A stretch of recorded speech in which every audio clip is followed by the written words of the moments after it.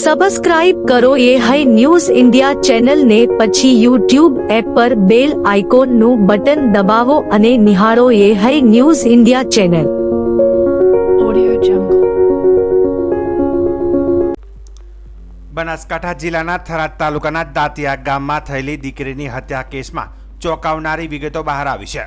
દીકરીના પ્રેમ સંબંધથી નારાજ થયેલા પિતા અને કાકાએ મળીને તેની હત્યા કરી હોવાનું ખુલ્યું છે. આ અંગે થરાદ પોલીસ મથકે ગુનો દાખલ કરાયો છે. ફરિયાદ બાદ પિતા ફરાર છે, જ્યારે કાકાની થરાદ પોલીસે ધરપકડ કરી છે.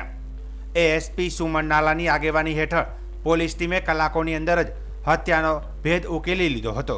મૃતકના પ્રેમીએ પોલીસ પાસે અરજી કરતા તપાસ આગળ વધી અને હકીકત સામે આવી હતી અને આરોપીઓએ ગળે ટૂંપો આપી હત્યા કરી હતી. બાદમાં કુદરતી મોત તરીકે દેખાડી અંતિમ ક્રિયા પણ કરી દેવામાં આવી હતી. થરાદ તાલુકાના દાંતિયા ગામમાં એક ખૂબ જ વિચિત્ર ઘટના કે જેની અંદર એક દીકરી કે જેનું અચાનક જ મૃત્યુ થઈ જાય છે અને જે અંગે કમ્પ્લેન જે છે અમને 26/6/2025 રોજ હરેશ હરજી ચૌધરી દ્વારા મળે છે કે અમે બંને લિવ ઇન રિલેશનથી જોડાયેલા હતા અને હવે જે છે એ લિવ ઇન રિલેશનમાં જેની સાથે રહેતા હતા તેનું જે છે એ હાલમાં એ જીવિત નથી અને એમને શંકા છે કે એમને મારી નાખવામાં આવ્યા છે. આ બાબતની અમને લોકોને અરજી મળતા તાત્કાલિક જ અમે 1/7/2025 રોજ એસડીપીઓ થરાદને આ અરજીની તપાસ આપવામાં આવે છે. પરંતુ જ્યાં સુધી આ અરજીની તપાસ ત્યાં હોય છે અને 1 મહિના જેટલો સમય થાય છે, જેનું કોઈ ફળદાયક હકીકત ના મળતા અમારા દ્વારા આ અરજી જે છે એ એસડીપીઓ દાતાને આપવામાં આવે છે. એએસપી સુમન નાલા એની તપાસ કરે છે અને મને એ જણાવતા ખૂબ ખુશી થાય છે કે એએસપી દાતા સુમન નાલા મેડમે એ માત્ર 3 દિવસમાં જ આખા કેસને ક્રેક કરી અને આ એક ઓનર કિલિંગની ઘટના હતી અને એ બાબતે એમણે ઉજાગર કરી લીધી અને તે બાબતે અમે લોકોએ જે છે એ હાલમાં જે છે 6/8/2025 રોજ તેમાં મર્ડરની એફઆઈઆર પણ અમે લોકોએ દાખલ કરેલી છે. જે આરોપીઓ છે તે છે દીકરી એટલે કે ચંદ્રિકાબેન અને તેના પિતા છે એ સેંધાભાઈ દરગાભાઈ પટેલ અને તેના કાકા શિવરામભાઈ દરગાભાઈ પટેલ. આ બંને જણા છે અને જે પ્રકારે ઇન્ટ્રોગેશનમાં અને જે સર્કમસ્ટન્શિયલ એવિડન્સ છે તેને જોતાં આ બંને દ્વારા જે છે એ પોતાની દીકરીનું ગળું દબાવી અને ત્યારબાદ હત્યા કરવામાં આવેલી હતી.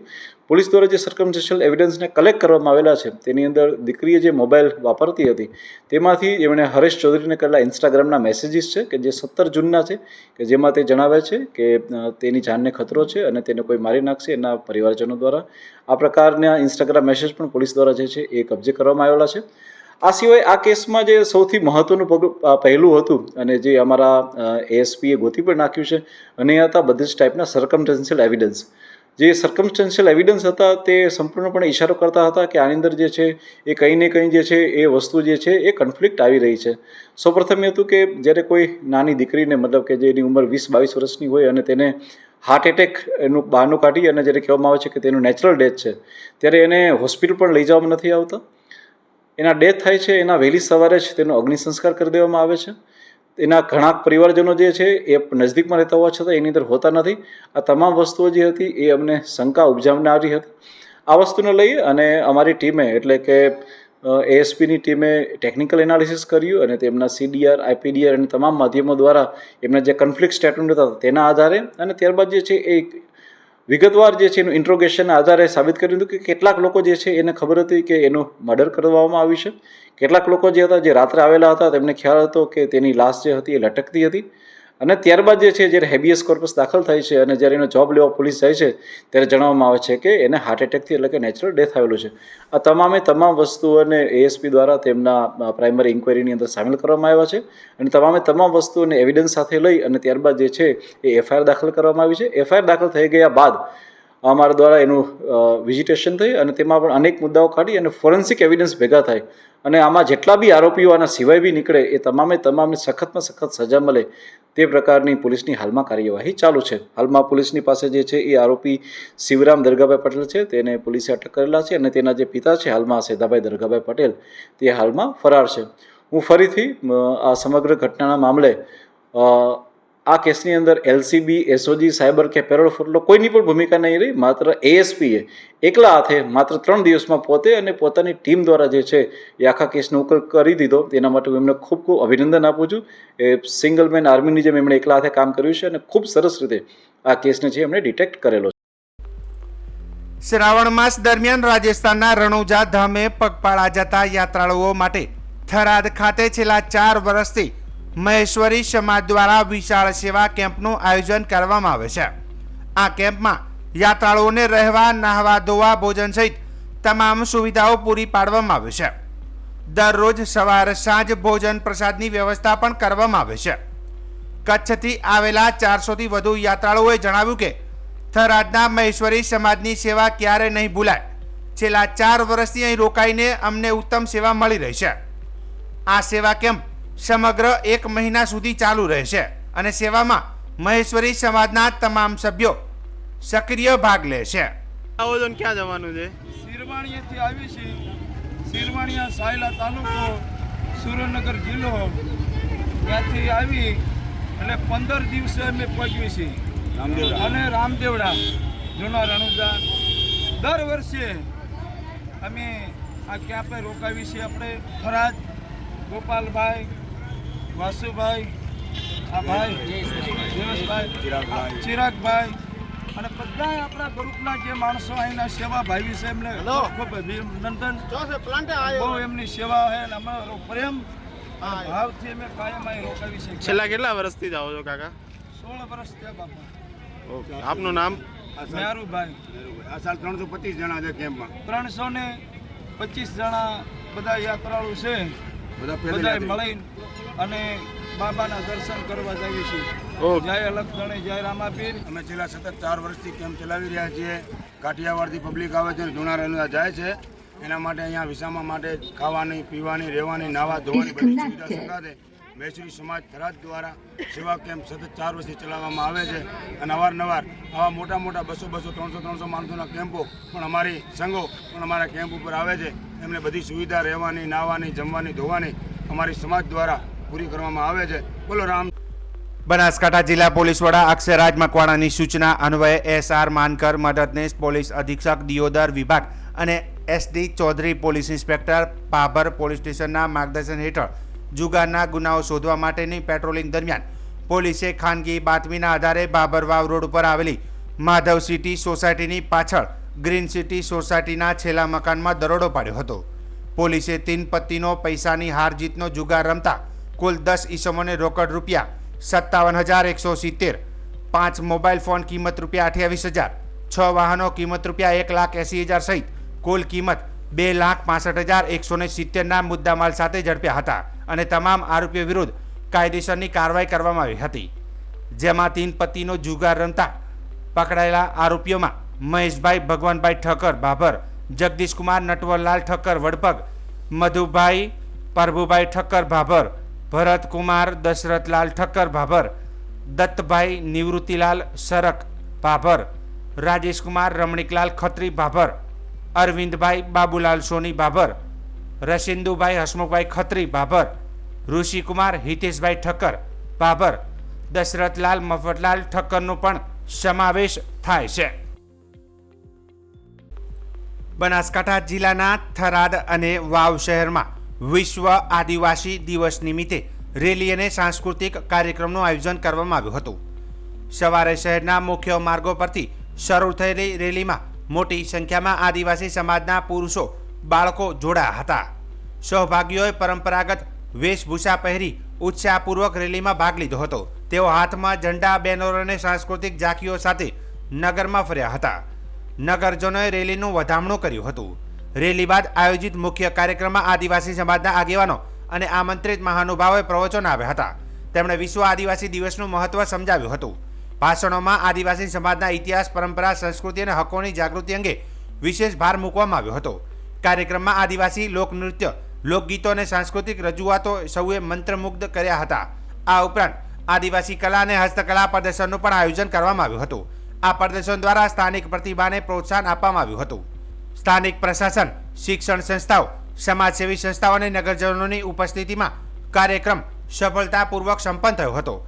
કાર્યક્રમના અંતે આયોજનમાં જોડાયેલા તમામ કાર્યકરો અને ભાગ લેનારાઓનો આભાર વ્યક્ત કરવામાં આવ્યો હતો. માણસો ભલે સરહદો વચ્ચે વહેંચાઈ ગયો હોય, પરંતુ સ્નેહના સંબંધોને કોઈ સરહદો વહેંચી શકતી નથી. ભાઈ બહેનના સ્નેહના બંધન ગણાતા રક્ષાબંધન પર્વે આવો જ સ્નેહ મજબૂત સંબંધ આજે પણ જળવાઈ રહ્યો છે. જ્યાં બનાસકાંઠાના થરાદના શિવનગરમાં રહેતી બહેનોએ અને દૂર સરહદ પાર પાકિસ્તાનમાં વસવાટ કરતા ભાઈઓ વચ્ચે આજે પણ અકબંધ રીતે જોવા મળી રહ્યો છે। ત્યારે કેવી રીતે મજબૂતીના સમયમાં ટેકનોલોજીનો ઉપયોગ કરી આ બહેનો પોતાના ભાઈ સાથે રક્ષાબંધનની ઉજવણી કરે છે, આવો જોઈએ આ વિશેષ અહેવાલમાં। पंछी नदिया पवन के झोंके कोई सरहद ना इने रोके पण मानवी माटे हजारों किलोमीटरनी सरहदों खेंचाई छे, जेथी गुजरातमां हजारों बहनों तेमना पाकिस्तानमां वसता भाईओने राखड़ी बांधी शकती नथी। वर्ष 1971 में पाकिस्तानी सेनाने धूळ चाटती करी दीधा बाद अमुक हिंदू परिवारों पाकिस्तान छोड़ीने कायम माटे भारतमां वस्या। आवा परिवारों घणा गुजरातमां आवीने वसी गया। तेमांथी केटलाक परिवारों 1971 बादथी थरादना शिवनगरमां वसवाट करी रह्या छे। जो के रक्षाबंधनना दिवसे आ परिवारनी जेमां बहनों पाकिस्तानमां वसता तेमना भाईओने राखड़ी बांधी शकती नथी, तेनुं दुख पण छे। त्यारे पाकिस्तानमां वसती बहनों आ भाईओने राखड़ी बांधी शकती नथी, तेनुं पण दुख छे।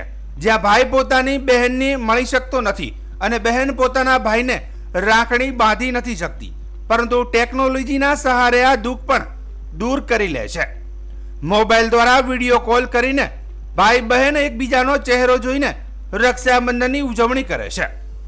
विडियो कॉल द्वारा एकबीजाने आशीर्वाद आपे छे, त्यारे बहनोना आंखमांथी आंसू सरी पड़े छे, त्यारे भाई पण भावुक बनी जाय छे।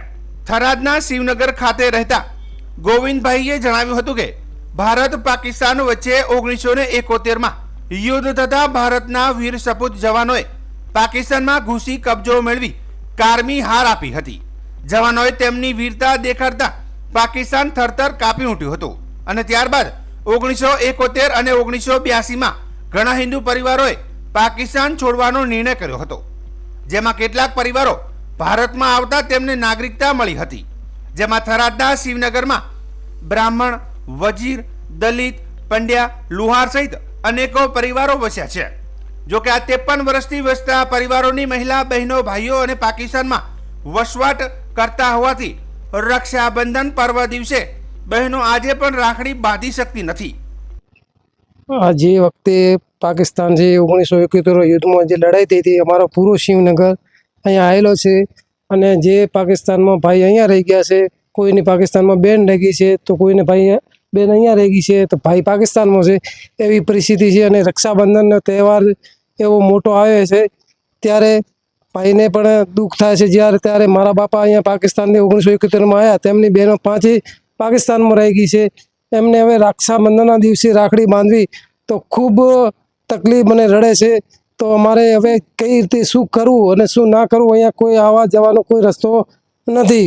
પણ હવે અમારે જે વખતે પાકિસ્તાનથી હવે જે લોકો બુઢિયા હવે કેઢા પણ લગભગ 70 આસપાસ પહોંચી ગયા છે, હવે અમારે પણ જવું હોય તો અમને કોઈ વિઝા બીજા મળતી નથી। અમારે ભાઈઓ 5 ત્યાં રહે છે, અમારા પપ્પાની બહેનો છે ત્યાં, અને એમણે રાખડી પૂનમનો ઉજવ્યો છે કાલે, તો એમનો કોઈ ધ્યેય મળતો નથી। કઈ રીતે ઉજવણી કરો રક્ષાબંધન? રક્ષાબંધનની ઉજવણી એવું કે રક્ષાબંધનના મોબાઈલ ઉપર રાખડી મૂકી અને ભાઈને મોબાઈલ દ્વારા વિડીયો કોલ કરી અને પપ્પાને હું બતાવું કે પપ્પા આ રાખડી બાંધે છે એવું, ને પપ્પા રડે છે, બેન રાખડી બાંધે ત્યારે મોબાઈલ દ્વારા વિડીયો બનાવો છો અમે, અને મોબાઈલ દ્વારા અમારે વાતચીત થાય છે, બીજી કોઈ અમારે અવર જવર થતી નથી। આવી બહેનોની મુલાકાત લેતા તેમના ભાઈની યાદ સંદર્ભે યાદગીરી રક્ષાબંધનની રીત જોઈ ભલભલાની આંખમાંથી આંસુ સરી પડે તેવા દ્રશ્યો સર્જાયા હતા। ત્યારે થરાદ ખાતે આવી ગયેલા ભાઈઓ અને જેમની બહેનો પાકિસ્તાનમાં વસવાટ કરે છે તે બહેનોને મળી શકતી નથી અને રક્ષાબંધન પર્વ પર રાખડી નથી બંધાવી શકતા। ત્યારે થરાદના શિવનગર ખાતે રહેતા રતનબેને જણાવ્યું હતું કે રક્ષાબંધન સમયે અમારા ભાઈઓની ખૂબ જ યાદ આવે છે।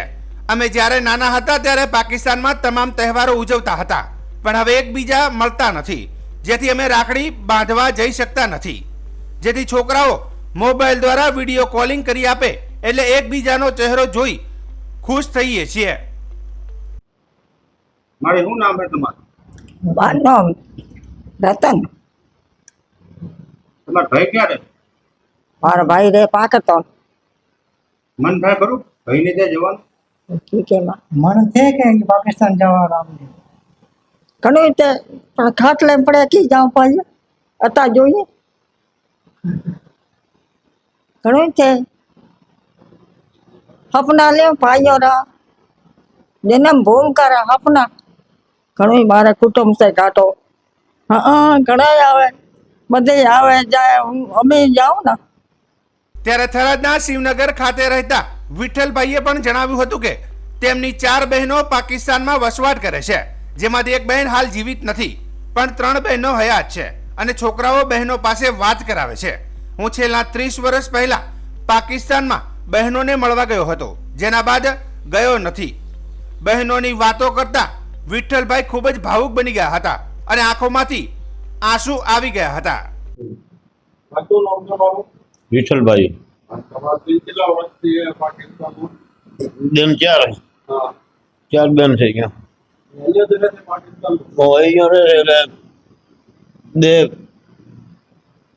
એક બેન ઓફ થઈ ગઈ, 3 બેનો છે. હું તો મળ્યો લગભગ 25 વર્ષ થયા. કોઈ નહીં શું ના વાત હવે એ ફોન કરે ક્યારેક લગાવે તો લગાવે, છોકરો લગાવે, આમ તો કોઈ વાત નથી થઈ.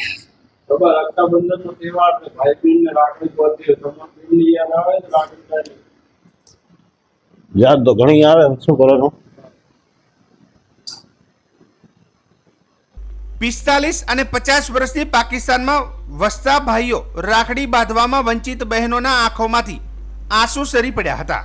જો કે બહેનોએ પાકિસ્તાનમાં વસતા તેમના ભાઈઓને વિડીયો કોલ કરી રક્ષાબંધનની શુભેચ્છાઓ પાઠવતા આંખમાંથી આંસુ સરી પડ્યા હતા.